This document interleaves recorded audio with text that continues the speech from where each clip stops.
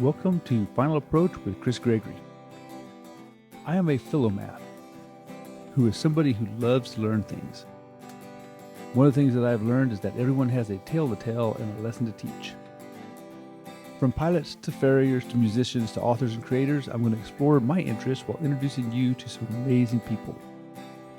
Pre-flight is complete and we have clearance, so let's kick the tires and start the fires.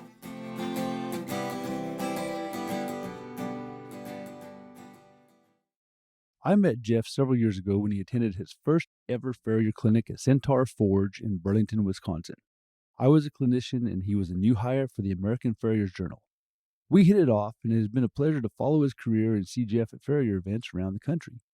Jeff has taken on a new role as the main man at the American Farriers Journal, and he was in the Heartland for a few days on assignment. I convinced him to sit down with me and tell his story. You're going to enjoy getting to know the man behind the magazine. We are cleared for takeoff. Ladies and gentlemen, as you know, I want to record people that are authors and pilots and horseshoers and interesting folks. I got one of the most interesting guys you're going to meet right with me right now. This is Jeff Cota, and he is the new official head editor of the American Farriers Journal. So this man's not only a writer, but he makes a living writing, which so few writers do, by the way. So Jeff, welcome. Thank you, sir. Thank you for having me. And I've known Jeff for a while, so forgive me if I'm wrong, but the first clinic you ever went to, was that me? Yes, sir. At Burlington? Yeah, Burlington, Wisconsin, Centaur Forge. Yeah, Centaur Forge. Now, you had a long ponytail, so I knew you was a good writer at that time.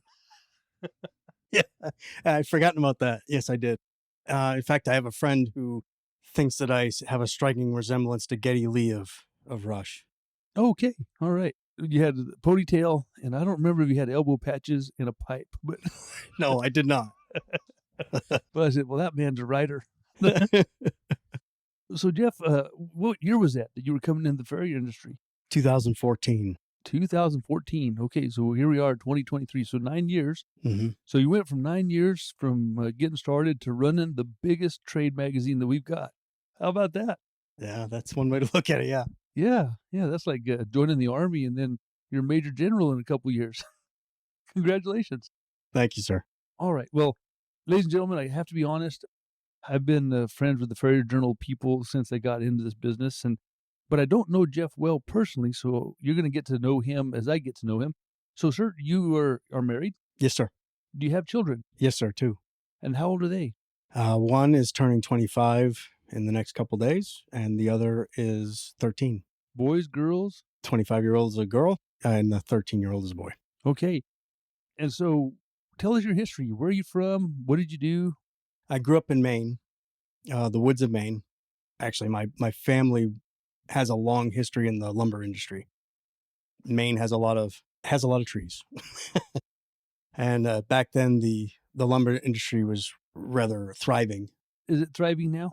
Not so much now. No. Is it a environmental spotted owl sort of situation or lack of trees? It's not a lack of trees. A lot of the property's going private, and they're moving out of.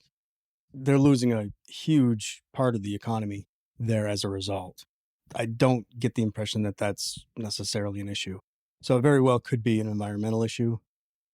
Overall, it's heavily reliant now on the tourist industry, whereas in years past, it's the world's largest exporter of blueberries. Oh, wow. I didn't know that. Yeah. They're right up there in the lobster industry also, seafood industry. So okay. We grew up in the woods of Maine. My dad worked at a sawmill. He worked his way up into management there as production manager. He worked as maintenance manager for a few years before that. And then my mother, she was stay at home for quite a few years, and then she opened her own business, a tanning salon. Now, were you one of many or? One of three. I'm the oldest of three. Okay. All right. And did you get to work in the sawmill or in the field? Oh yeah. Oh, yeah? And what was that like? It was, you learn a lot. It's particularly on, making sure that you don't lose a finger. Or I see you still got all your fingers. I still do, but my dad lost most of the fingers on his right hand. Oh, no. It was a planer mill accident. Planer mill accident? Yeah, he was in the planer mill, and there was a piece of wood stuck. He flicked it, tried to get it free, took most of his fingers off, took them all off. He's got a stub on his right index and he has his thumb. That's pretty much it. Oh my gosh. How old was he when that happened? I was 5, so he was, he's 20 years older than I am. So did he have to do something different? No. If you didn't pay attention, you would know that he's lost fingers. I'll be dang. Huh. Remarkable, huh? He can do anything that anybody else can. The only thing he had to learn how to do differently was to shoot a gun because he was right-handed. He lost his right. So did he start shooting left-handed? Yeah. Okay. Is he still a good shot? Oh, yeah. Yeah. Well, that's cool. God bless America. Yeah, right. If you're listening to this overseas, a gun is the kind of a thing that sends a bullet down range. And I'm sorry for you that you don't have one. Yeah. Yeah, he's a very good hunter. Bags of deer almost every year. Okay, so did you grow up hunting? Not so much. I mean, we did a little bit.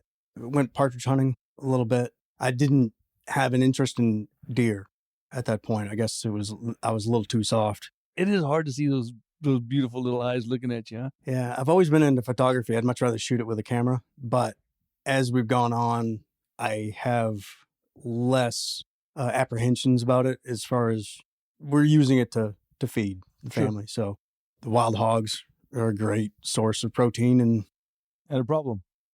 So we killed 2 birds with 1 stone. Yeah. So when did you leave Maine? I went off to college at 17. I went to Liberty University in Virginia, studied journalism there. Now, is Liberty University is that massive one that's got all the online classes? Yes, sir. It is. Okay. All right. It probably has like 50,000 students or something, doesn't it? I'm not sure the number, but it's pretty large now.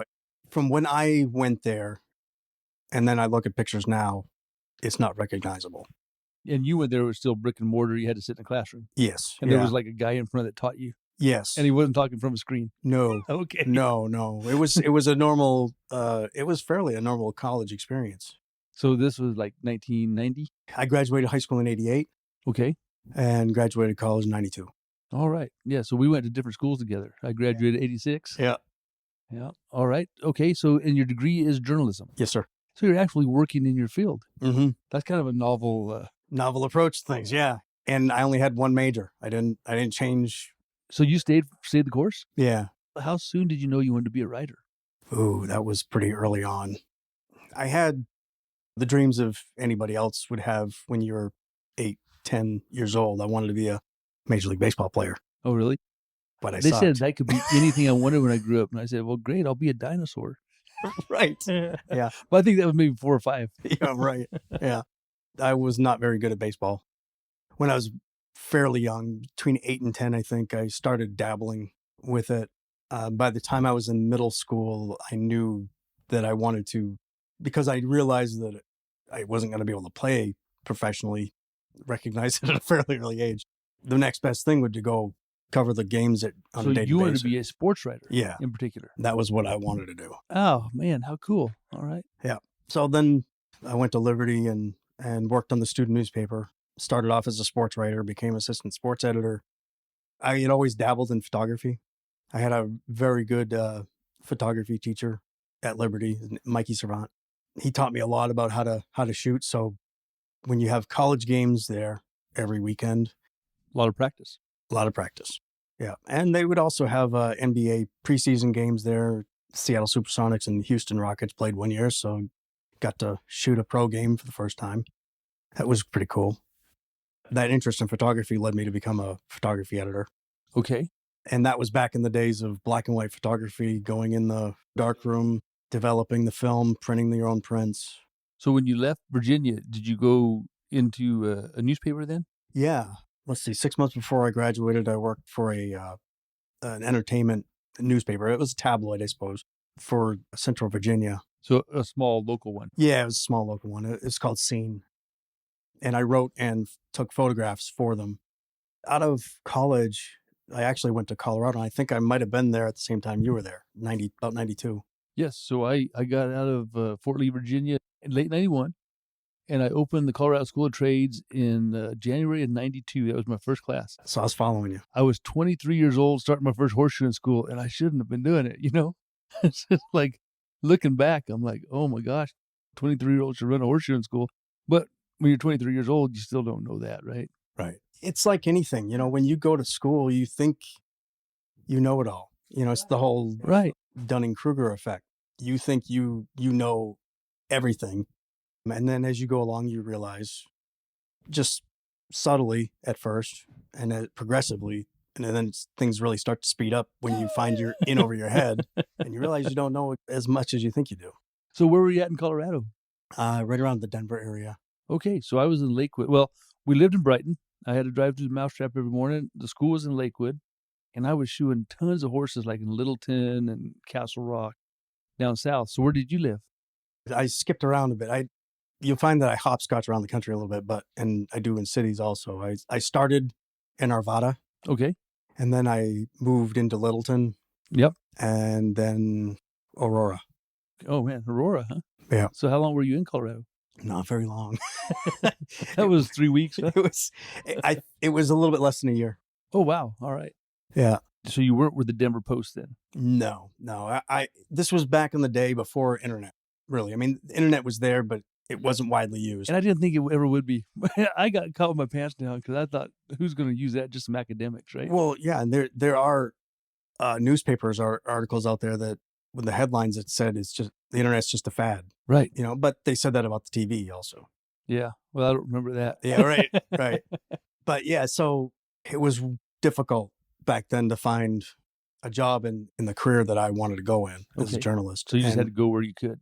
So I was trying to make connections. I met somebody at a TV news organization in Denver. I chalk it up to ignorance on my part and probably a little bit of bravado. It didn't work out. And I'd never worked at a media outlet in Denver. I did mostly odd jobs. Oh, okay. Marketing and sales. Were you with your wife yet? No. We met, what was it, 2000. I'm going to fudge this one. All right, ma'am. Close your ears now, Mrs. Cota. We met about 15 years ago. Okay, so you leave Colorado. Where's your next stop?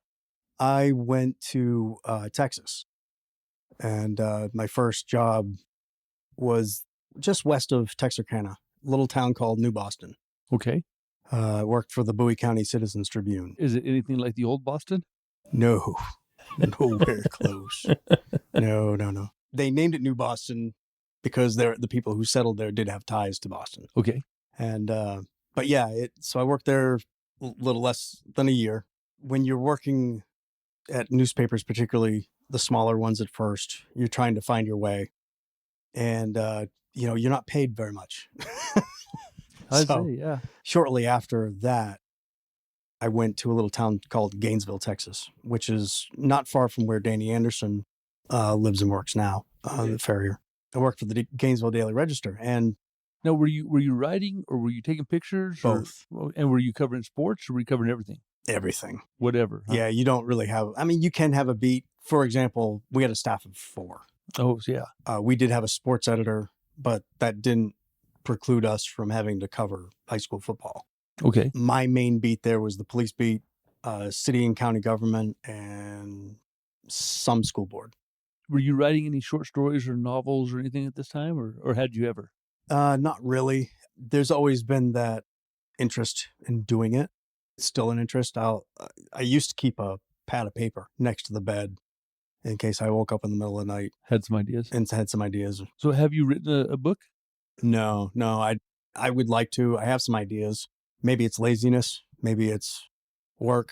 Sometimes it's hard to balance Yeah. some things out. But kind of hard to do your job all day, go home and do your job. right, there is a definite burnout effect to it. In and of itself, it's not laborious physically. Right. You're not going to wake up sweat. Right, but mentally, you can burn yourself out fairly easy. Yeah. Yeah.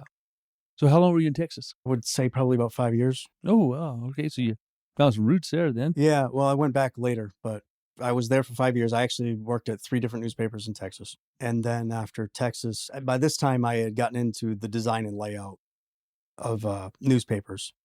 Is that a better place to be than just writing? No. No. Okay. No, it was all about money at this point. All right. My first job, as an example, was paid $12,500 a year Wow. in 93. And this is a 40-hour week? And that doesn't count overtime.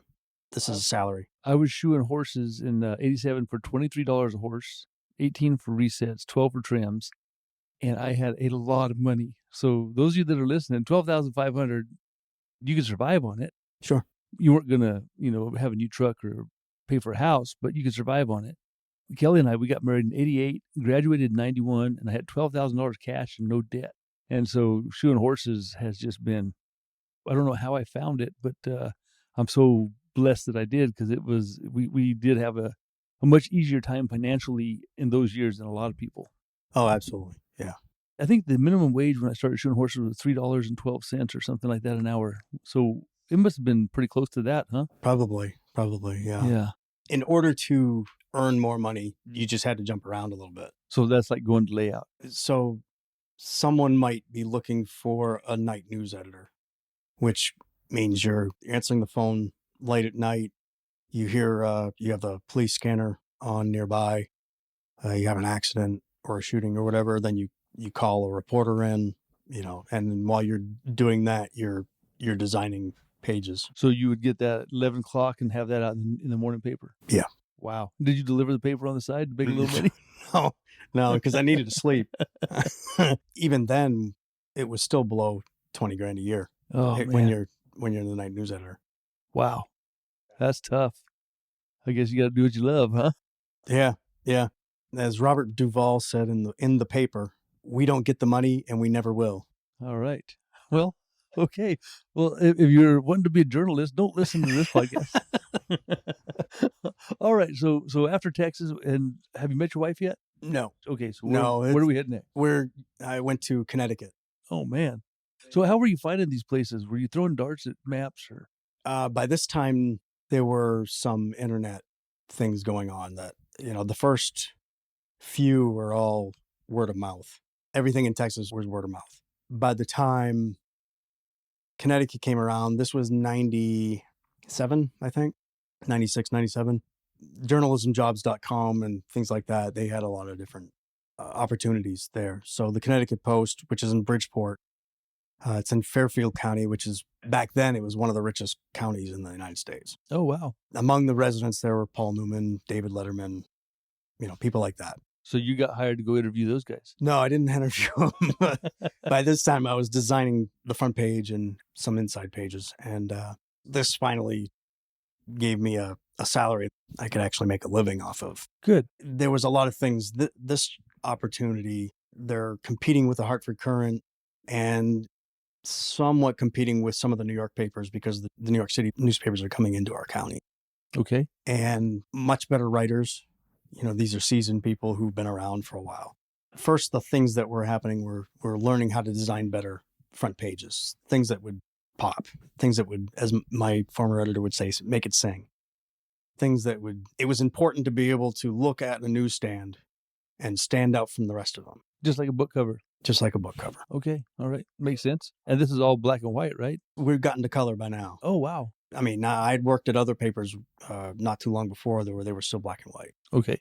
This is color by now, yeah. So when we would have a big story that was big in that area, or even nationwide, my editor would come in and stick all the papers in our circulation area and spread them out across my desk before I even got there. And he would have mine sitting there, and he would tell me whether I nailed it or whether I didn't. So were you often in the nailed it category? Yeah. Yeah, you were good at that, huh? I did all right. Nice. I can see that. Yeah. There were a couple times where I didn't, but more often than not, I did. I wonder if you would intentionally misspell a word that would help. No, that would not help. Don't you think that would get everybody to check it out? Like you'd misspelled Connecticut. No. You left out the T. It's Connecticut. No, yeah. No, that's a good recipe to get off the front page. Okay, yeah, but I still think that there probably was some unused potential there. Yeah. There were problems. There were typos occasionally, but yeah, typos are hard to get, aren't they? So you got to Connecticut, and have you met your wife yet? No. All right. So where are we headed next? I head back to Texas. Oh, all right. I went back to the paper that I had left. The $12,500. No. This was a different one. This one's in the Sherman Denison area. Okay. They had hired me as the design editor. So I was over the design of that and helped redesign some. And so you're doing front page every page now. I'm doing a lot more of that, more so than I was in the past. It's one of those things too where you have multiple people who are doing it, so you can give yourself a break. But yeah, so you're not working nights all the time. It was much more frequent than in Connecticut. In Connecticut, I was doing the front page maybe 3 times a week, Okay. whereas now I'm doing it far more. All right. So I was there for another 5 years. So I was 10 years total. Surely you met your wife now. No. No. So now where are we going? We're going to Illinois, right outside of Chicago. Oh, I bet that was horrible. It was, I lived in an area, I intentionally lived in an area that was agricultural. Okay. So you could carry your pistol. Yeah. It was a 25-minute commute. And so did you work in Chicago? No, I worked in a little town called Crystal Lake. Okay. They're considered the outer suburbs of Chicago. It's a nice little town. It's pretty safe, but I lived out in the cornfields Okay. to avoid the more. I grew up in the sticks of Maine. I Didn't want to live in a concrete jungle, huh? I don't like the sounds of traffic. So in Connecticut, did you live in the country? I tried it very much so. Yeah, I hopscotched around there too because I would live in 3 or 4 different towns. And the last town I lived in was a town called Beacon Falls, and I lived on the side of a mountain. It was really nice. Okay. Yeah, it's really quiet. So how long were you in Illinois? I was in Illinois 8 years, I think. Long and enough to meet your wife. Long enough to meet my wife. All right. So where did you meet her? We met online actually. Oh, Because no I kidding. was working nights So what year is this? 15 years ago. Whatever. So okay, so we're 2008. Something like that, yes. I guess it was getting more common by then, wasn't it? Yeah. But it still was a little bit unusual to do that. It was unusual. It was one of those things where when people asked you how you met, you kind of sheepishly, we met online. I was working late at night. I wasn't getting home often until 1 a.m. And so dating is really difficult when you're I'd working imagine, yeah. those type of hours. So where was she from? She's originally from Racine, Wisconsin. She was Oh. living in the Milwaukee area. And so is this how you ended up in Wisconsin? It's exactly how I ended up in Wisconsin. All Yep. right. And so what year did you go there? It was 2009 when I moved there. And did you get a job on a paper there? Yeah, I was hired on with the Daily Reporter, which is a construction trade newspaper. It's a daily. The Milwaukee Journal-Sentinel is often viewed as the paper of Milwaukee, but the Daily Reporter is actually the paper of record. The paper of record is where the city and county must print all of their classified ads. I'll be dang. The Milwaukee Journal-Sentinel did not get that cash. So why is that? Do you know? Don't know. It might be because they are a construction trade, and they felt that they're reaching their core audience. Okay. So it wasn't a political deal? I don't believe so. All right. Yeah. The newspaper had been around. It's still around now. Somewhere in the 1800s was when it was founded. Oh, my gosh. So it's been So around really for a while. old. Yeah. So you've kind of watched the newspaper industry more or less disappear, huh? Yes. It was always family-owned newspapers for the most part. And as you went along, you would see that they were being purchased by investment firms. They didn't care about the quality of the journalism ethics. When I was working, you cared about that stuff. I shouldn't say that they don't now. I do believe that they do. It's not the same journalism that I was trained to do, though. So you're talking about like the sensationalism and the willingness to just tell any story as long as you can make it big, or what? There's always been as long as I've been in the industry, bad news sells. Mm-hmm. If it bleeds, it reads. Okay. In smaller towns, the car accidents are big. They put those on the front page. But as you go from the late 80s, you progressively see the headlines change. They're no longer unbiased headlines. They're inflammatory. And politically motivated. You start getting more opinion in the headlines, but you also, it's always something tragic that's happening. It's something that's trying to attract attention, whether it's a scandal, even though there is no scandal, or there's something along the lines of there's always a threat. Temperatures are too high. Were you pressured to tell a story from a political agenda that you didn't agree with? No, I never was. You never were? I love telling the story about there was a Kansas City Chiefs Raiders game back when the Oakland Raiders still were the big rivalry. There was this family there, and this dog came running across and grabbed this little girl and was attacking her. And this guy grabbed the dog, pulled it off, slammed it to the ground, and killed it. Well, a reporter from the Kansas City Star ran up and said, "Sir, that was amazing. If you don't mind, I'd like to tell the story of the Kansas City Chiefs that saved a little girl from a rabid dog."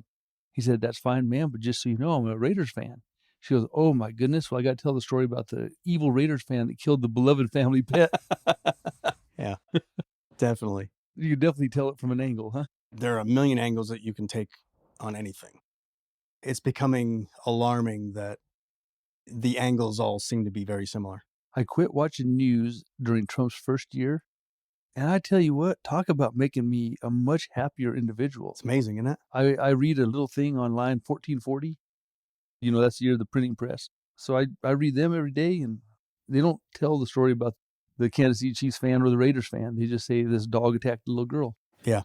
Okay, so 5 or 6 years later, you're at the Farriers Journal. How did you end up in the Farriers Journal? There was a job opening as an associate editor. My wife saw it online and said, "This might be something that you want to do." You think she was looking for another husband? I don't know. No, I know she's that. looking I around know better. online. Here we go. I know better. No, she saw something that was going to make me better. Okay. I was still doing design at the Daily Reporter. And how far away is this from where the Farriers Journal is? It's not very far. It's So same town? Farriers Journal's in Brookfield, and that's a suburb of Milwaukee, and Daily Reporter was in Milwaukee. Nice. Okay. Yeah. So the Daily Reporter, while I was there, I was designing, but my editor, Chris Thompson, was really pushing me to start writing a little bit more. And so he would give me a column every once in a while. So that sort of rekindled that interest. Right. So Chris, it's your fault. So my wife found this job and thought, well, this might be something. And, we were talking about it, and I didn't know what a farrier was. I had no clue. And I'm looking at some of the articles, and I looked up what a farrier is, and I was trying to figure all this stuff out, what it was. And there wasn't a whole lot online then to really understand what a farrier does. The basic gist of it was trims and shoes horses. Mm-hmm. I looked at Sue and I said, how am I going to keep myself busy? Because all you do is you make the foot flat and you shape a piece of metal and nail it on. How hard could it be? Easy peasy lemon squeezy. So I was hired in January, 2 weeks before the summit. Oh, wow. And they just dropped me. It wasn't the fire. They dropped me in the boiling cauldron of grease. You're 2 weeks old and you go to the summit. I was 2 weeks old, yes. And Yeah. I went to the summit. And the very first... Did you change your idea of what a farrier does? Oh, I knew fairly quickly how much of a mistake I had made in thinking that I wasn't going to have that much to do. That first session that I sat in was dissection, and he's peeling tendons and ligaments off, and he's talking about scutums and all this other stuff, and literally my head was starting to spin. And I thought, what have I gotten myself into? This is crazy. I'm never going to be able to catch up. I have no idea what I'm doing, what anybody is saying. The next day, because they had the how-to clinics early on, there were only half a day of real lectures. The first lecture the next day was Randy Lucart on biomechanics. Well, he probably makes it simple. My head just blew off after that. I didn't even have the vertigo anymore. It was complete head blown. That was when I was really starting to question whether this was a good idea. So when did they have you start writing about it? Fairly quickly. One of the first articles that I wrote was the Calgary Stampede ending the blacksmithing contest. Right. Did you go up for that? I did not get a chance to go to it. Because I judged their last one, 2017. Yeah. Even then, it was different than it had been in the past, Yeah. Calgary Stampede wasn't happy with how I covered it, which is fine. I don't really have a problem with criticism. Who was not happy? Marshall Isles or No, Marshall was fine with everything because him and Craig were my main sources for it. It was, I don't remember the people who were organizing that particular thing with the Stampede. I didn't get the impression that there was a lot of love lost between Marshall and the group there at the I Stampede. think your impression is probably correct. They didn't like how it was characterized, and that's fine because I didn't expect them to.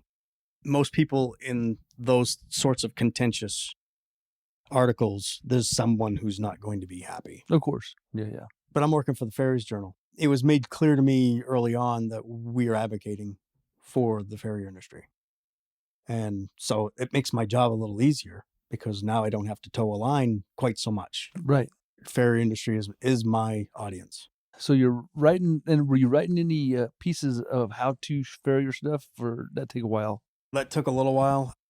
The thing that was really beneficial for me was Jeremy McGovern, my editor at the time, was giving me articles to write that veteran farriers probably didn't care about reading, how to use nippers, things like that. Mhm. But it was incredibly helpful to me to learn Sure. it. Yeah, you go do the research. And Right. have you shot a horse yet? No, I have not shot a horse. However, they send us to farrier school, Okay. but it's not for the full period. It's just to get our feet wet. So they sent me to school and they stuck me under a horse to pull a shoe. They instruct you on how to do it before you do it, everything that you need to do to be able to do it. And then the minute you get underneath the horse, all that just leaves your head. So did you do that right away? Fairly quickly. It was within the first couple days. Have you done anything else since? No, You want to do anything tomorrow? I don't know that would be appropriate for the horse. Oh, yeah. The horses at school are there for a reason. Yeah. When I pulled I forgot to breathe Mhm. while I was under, so that doesn't help. That makes you shake a little bit harder. Yeah, oxygen is not underrated. Yeah. And then the horse was shaking. It was it didn't pull at all. It probably took me 5 minutes to pull the shoe, I think. Finally got it off, though, and I think I was soaking wet. Do you do any nipping or knifing or any of that? They used those models that West Champagne made, the Yeah. blacksmith buddy. Yeah, okay. So that's where I did that. And then, of course, we did do some forging. I made one shoe. The shoe, if you hold it up to the horse and show it to the horse, it lames it. I have it in my office at the Journal, and Roy Bloom visited, and he's looking at it. And he goes, "Well, it's not a bad first shoe." And he goes, "This heel looks really nice." I said, "Well, I didn't forge that heel. I made that one, the one with the duck lips." Fish lips. Fish lips, right. Yeah. Now, you've been at the Farrier Journal for 9 years now, and you are the head editor. And that just happened. I believe it happened in March, maybe April. And how are you liking it? I like it. I've always enjoyed working for the Journal. Has your job gotten a lot tougher or just a little bit? There's a lot of new tasks that have to be done, managing the agenda for the summit, things of that nature. But overall, the magazine part of it is old hat. Okay. It's fairly easy for me. I mean, I've done it so long, there's a routine to it for me. And, it's what I've been trained to do. I've been doing this for 30 years now. Yeah, so that end of it is fairly... So design, layout, the writing, editing, column, all of that's easy. All that stuff is something that I feel very comfortable with. The summit part of it is new to me. So there's a lot, huh? It can be, yeah. But I have really good help with. We have a new brand manager at AFJ, Joanna Volkert. She's taken a big role in this. Amy Johnson is still there. She's she's been there a long time. Yeah, she's handling the trade show. And Michelle Druick is our digital media manager, and she's taken on essentially the internet editor's job for me, so I don't have to deal with that. So did you design and work on the website? No, I don't. We discuss things as a team to see what we want to do. And so do you have another website person, or do you have a company that does that? Yeah. We have a team. Michelle runs it. Connor Campbell is one of our people who works there, and Allison also is working there, but she's going to be leaving soon, so we'll be having to introduce a new team member. Well, I was very, very, very involved with Farrier Journal for so long. When they started doing my articles in '96, I was great friends with Pat, Mm-hmm. and Alice and Frank back in the day. What brought you to the Heartland right now? A few years ago, Jeremy had an idea, unbeknownst to me, because this was before I came to the Journal. He wanted to do a series on the schools. It didn't go anywhere. And then later on, when I arrived, I went to the Centaur Forge clinic that you did. And then I pestered you for a good few months off and on here and there with different ideas for farrier tips and things like that. Did I comply? Oh, yes. Okay, all right. You were a huge help to me Oh, good. when I started out because I didn't know anything. Mm-hmm. You were really the only farrier I knew. Oh, I knew a couple in and around. I knew Red Wrenchin. He was yeah. the technical What a editor. nice guy, huh? He was really also very helpful. But so I had this idea, unbeknownst to me, Jeremy had already floated this idea. So when I floated to him, he said, well, that didn't go anywhere before. I don't know that it would go anywhere this time either. Fast forward a few years. Actually, it was this past January. I'm at the World Championship Blacksmiths Clinic at Welshod. Yeah. And I ran into Mark Hickox at Victory. And Mark and I have talked quite a bit over the last year. Tell you what, he's an intelligent man. Yes, he is. Yes. He's an incredibly smart, helpful, knowledgeable gentleman. Very business-minded. And we had been talking quite a bit about the Horse Racing Integrity and Safety Authority. For those of you that don't know, Mark Hickox is the head of marketing for Victory, and Victory's a famous race plate maker. And Mark's a Heartland grad, and he's had a shoeing business in Montana. And but before that, he was in the medical body parts industry. I didn't know that last part. He has been an incredible help during the coverage of the Horse Racing Authority, the federal government thing, helping me to understand. He gives me prompts sometimes. This is going on. You might want to check it out. Nice. That sort of thing. He's been a huge source for us, along with Remco at Con Forge and a few others. We had been communicating quite a bit over the last year, Mark and I. And we happened to run into each other at Welshod, and we were just talking about HISA and the industry and everything like that. And as we were, while we were talking, I said, while I have you here, what is something that we're not doing that we should be doing? And he says, I would really like to see a spotlight put on our dynamic farrier educators around the country. And he specifically mentioned you. So that's where it started. Cool. And so we partnered with Victory on this. And so how many schools are you going to do? We've committed to 4 with Victory. And do you interview students too, or just instructors? No, just the instructors. All right, cool. Well, I look forward to seeing that. I didn't actually know for sure why you were here, to be honest. I was thrilled you're coming. I was like, I don't know, babe. I guess Farrier Journal is running out of stuff to write about. Because it's just, you make it flat and put a shoe on it. How hard could it be? Yeah, all right. Yeah. Are you going to do 4 more next year, or do you know? We don't know yet. We'll see. We'll hit Mark up. See if they want to, if Victory they like it, huh? Yeah, they want to do it again. All right. Now, you've been doing some podcasts as well, right? We have some in the can. We haven't released some yet. And you're the interviewer. I am the interviewer on some of them. Things sort of slowed down quite a bit with the podcast, with us being just the 2 of us. It's difficult to do all that and put a magazine out and do the summit and all that. So we sort of pulled back a little bit. But this last summit, we sat down with a few people, and we sat down with a couple more after that. So they're in the can. We got to get rolling on those. So they're put out. We talk with mostly the new Hall of Fame inductees. Okay. So Robbie Miller, another friend of yours. Yeah, I got him in there. Yeah. I nominated a bunch of the guys that are in lately. It's been pretty cool because almost every year I got 1 or 2 of my guys going in. Yeah. Paul Duddy and Sandy Beveridge. A lot of these guys. It's been pretty neat to watch.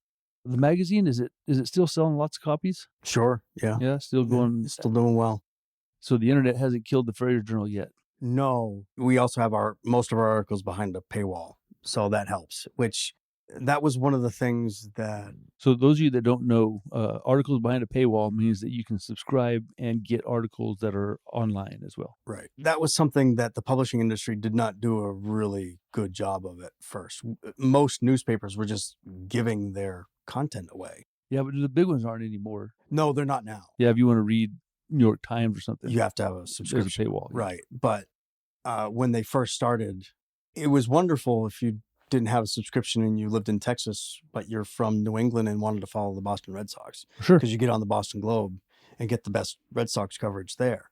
It took forever for them to put that behind a paywall. But once you've trained your audience that you're going to give away something, It's hard to go the it's other way. hard to get back. You know, in Horseshoeing the same way. It's so hard to go up on a customer. So I often recommend my graduates, here's what I teach, is that you find out what the average is and find out what the outlier is, because there will be one person in the area that is half again more than anybody else, and then go right between them. And if you're right between them, you're just a little bit higher than the market will allow, but it's easier to go down than it ever is to go up. And if you're the cheapest horseshoer, you really just need to move, because it's very hard to get past that. So if you're the cheapest horseshoer in an area, if you want to rebrand yourself, your customer base is built on price, and your rebranding doesn't matter to them. So you get better, you become a journeyman, you do all this stuff, and they're still wanting to give you $40 to shoe a horse. So there's a couple things I do on the podcast. I have people tell me a joke. Do you got a joke you can tell me? You like dad jokes? I love dad jokes. Yeah. Okay. What kind of music is good for when you go fishing? I don't know. Something catchy. That's perfect. That's perfect. And another thing I do is I like to have people teach me something that's kind of like totally unrelated. Like, you were teaching me about set and type a while ago at supper. Yeah. And you're talking about half point for I, half point for J, double points for M's and W's. Yeah. So teach me something. All right.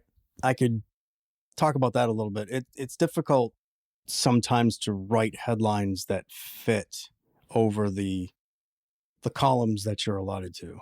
Should we say it was difficult? It was difficult. It's much easier now. Because when I learned, everything it wasn't typeset, but it was in a way that it was cut and paste.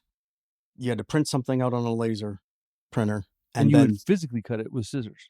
Yeah, X-Acto knives. We use X-Acto knives. Okay, so guys, whenever he says cut and paste, you're thinking control. Yeah, no. It's not cut. It's not Control C, Control V. No. This is print it out, cut it with scissors, put it on something else, paste it down there. We would have a wax machine. It would heat wax. It would have a motor in it. You would stick the piece of paper through it. It would wax one side of it so that you could stick it on the grid, the paper grid. So you would lay out physically all of the columns. And the wax was sticky enough to hold it in place. Yeah, onto the paper. Yeah. So you'd have a grid the size of a newspaper. Okay. That's how you would design your front page or all the pages. You had to make sure everything fit.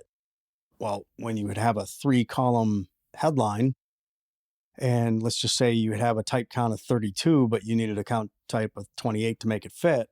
In order to rewrite that headline, you would count out each letter to make up its size. So most letters are ones. A, B, C, those are all ones. Once you get into the I's and J's, those are half point. When you get into the M's and W's, those are 2. Those take up 2 spaces. Well, W, you should be expecting that, right? Right. It's 2 U's. Right, exactly.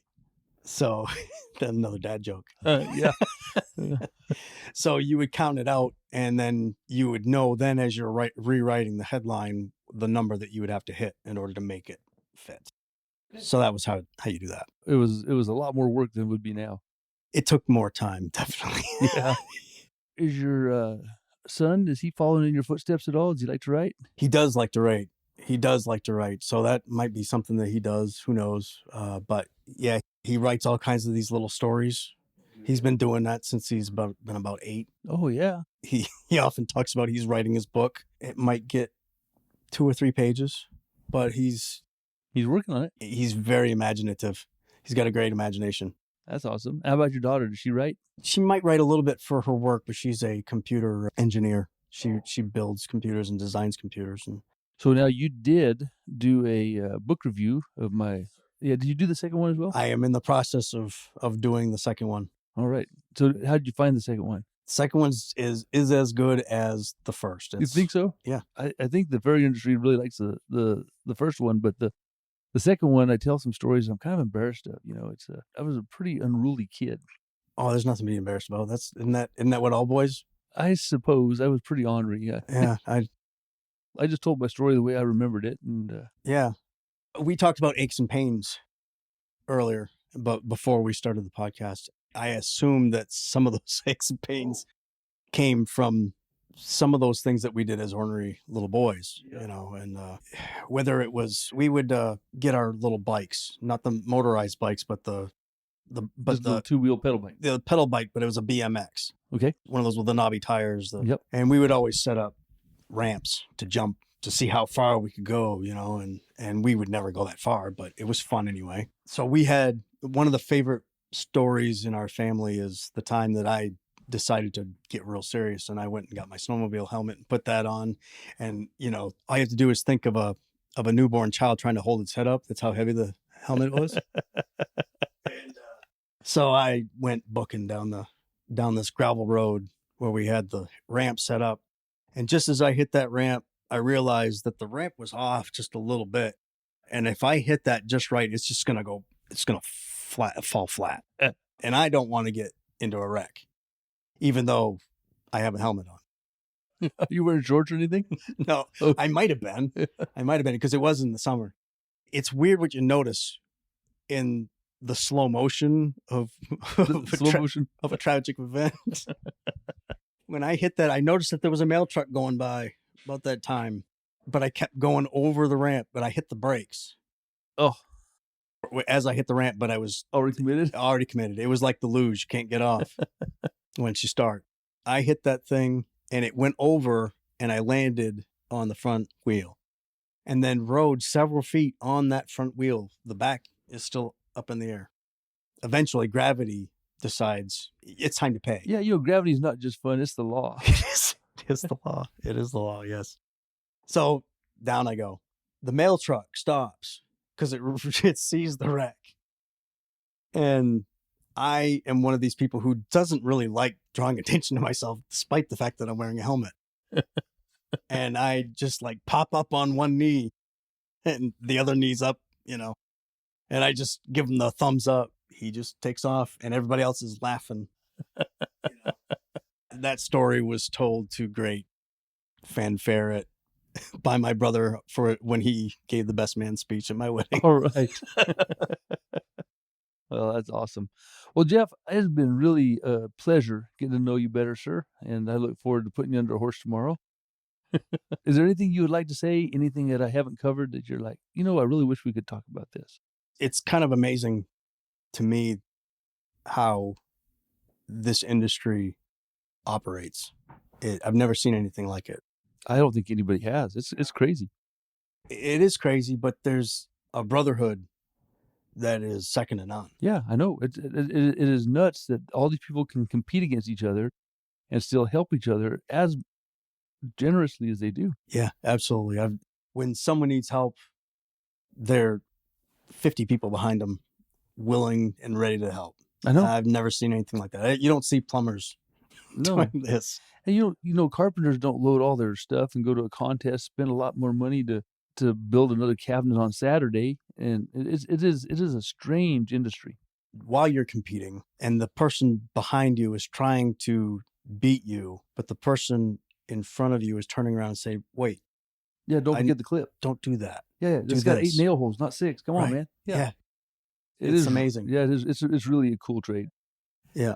But you know what? The demand is huge, but the workload is so hard that a lot of people don't get past that first bit. Right. And even if they get past the first pain of learning it, the first month, they don't get past that first year because there's so many things that you have to do to be self-employed that not everybody can do. Right. So, it breeds a different kind of person to survive this industry. Yeah. Yeah, absolutely. One of the things, you talk about the knowledge of hoof care, the business end of it often gets overlooked. Oh, yeah. It's vitally important because while the demands of performing or providing that care is vitally important. You're not going to be able to survive and make a living unless you know Business end. the business end of it. You know, those demands that you put on your body are huge. They're and in some cases devastating. If you can't survive the first 3 years by making sound business decisions. I teach everybody there's 5 things to be a great farrier, 5 boxes you need to check.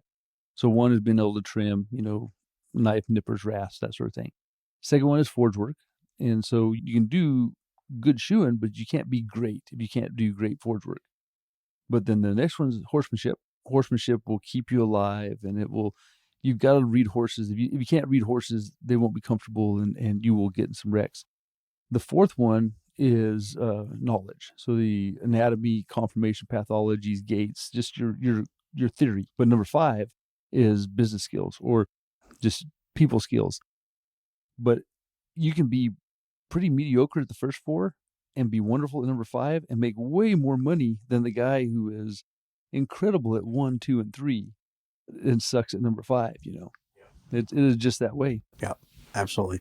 The business end of things, communication with clients, huge, and horsemanship are probably the most underserved in our industry. And the thing too with horsemanship, it makes your job easier. Oh yeah. Well, it makes your job possible, because if you don't read a horse, 1,000-pound animal, and if you walk up to a horse and you don't know how to approach that horse, you're going to get hurt if you don't learn that. Right. Absolutely. Well, sir, I gotta say, it's been a real pleasure. We've kind of watched. We're sitting in my office, and I have a southerly exposure and an easterly exposure, so I get to watch a lot of beautiful sunrises, but I don't get to see the sunset. So we're watching it get dark around us, but we're not watching the sun go down. Jeff, I thank you, and I'll look forward to more to come. Thank you, sir. Thanks for having me. Cal Noyens came to Horseshoeing School in 1997 and met Kelly's sister, Kim, and they had a daughter named Jessica Noyens. Good genetics and raising allowed her to marry well, and so Brady Altick has become her husband, and her name was changed. They have started their family in rural Kansas. Jessie sells Arbonne on the side, works the auction company with her husband Brady, but mainly she is the mother of beautiful Delilah. Their family owns and runs Altick Auction Services, specializing in on-site auctions. They sell farm equipment, household goods, antiques, cars, guns, and pretty much anything you might want to sell. They are even licensed to sell real estate in Kansas. Their phone number is 785-893-4315, and you can find them on Facebook at Altick Auction Services. As an added bonus, you'll get to meet the amazing Jessie and Delilah when you get to spend a fun day at the auction.